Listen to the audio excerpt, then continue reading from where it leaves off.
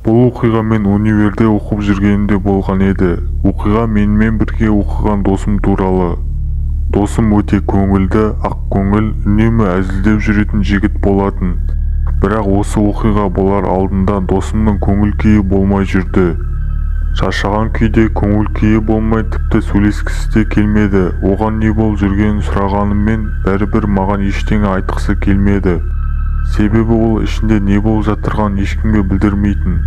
Күндердің бірінде ол сабаққа келген жоқ. Екінші күнінде келмеді, телефоны сөндірулі. Осылай арада бір апта уақыт өтті. Досым бір апта бойы сабаққа келмеді. Біз досымыз үшін алаңдап үйіне барып не болғанын сұрайын деп шештік. Біз пәтерге келіп есігін қағып тұрсақ, есік ашық екенін байқадық. Солай үйдің ішіне кірдік. Досымыз үшін қатты алаңдай бастадық.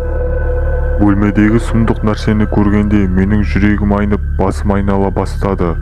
Кіреберісте досымның кесілген саусақтары жатырса, ал бөлменің ішінен досымның кесілген басын көргенде біз қатты қорқып кеттік. Ал тері ішектері болса, қабырғада ет секілді ілініп тұрды. Қабырғада қолмен қойылған іздер толып тұр. Арада жарты сағат уақыт өткеннен соң полиция да келіп жетті. Және қабырғадағы саусақ іздері досымдікі екені анықталды. Осылай полициялар тергеуді бастады. Бірақ еш нәрсе анықталмағаннан соң іс архивке тапсырылды. Уақыт өте келе бәрі бұл жағдай туралы ұмыта бастады. Тек менің басымнан оқиға кетер емес. Оқуды бітіргеннен соң полицияға жұмысқа орналастым. Арада жылдар өтіп тергеуші болғаннан соң досымның өліміне тергеуді архивтен алып қайта бастадым. Қағазда жазылғаны бойынша досымды біреу пышақпен емес қолмен өлтірген секілді.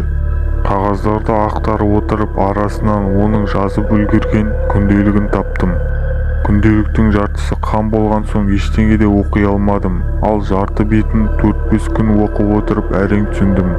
Түсінгенім бойынша досым кафеде бір басында шляпасы бар кісімен танысқан. Ол адам досыма бірден ұнай қоймапты. Бірақ біраз әңгімелесіп екеуі тіл табысып кеткен. Бейтаныс кісіге досымның әзілдері қатты ұнаған соң ол досыма күнде күлдіріп тұруын сұраған. Ал досым болса бұның бәрі әзіл болар деп келісе кеткен.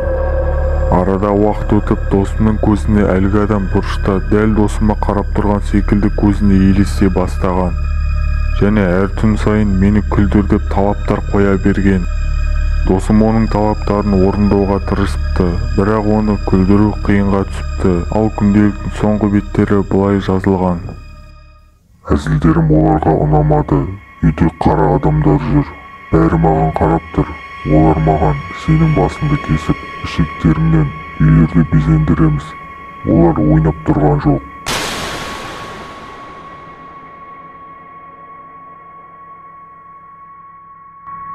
Күнделіктің ең соңғы бетінде досымның өлген күні жазылған.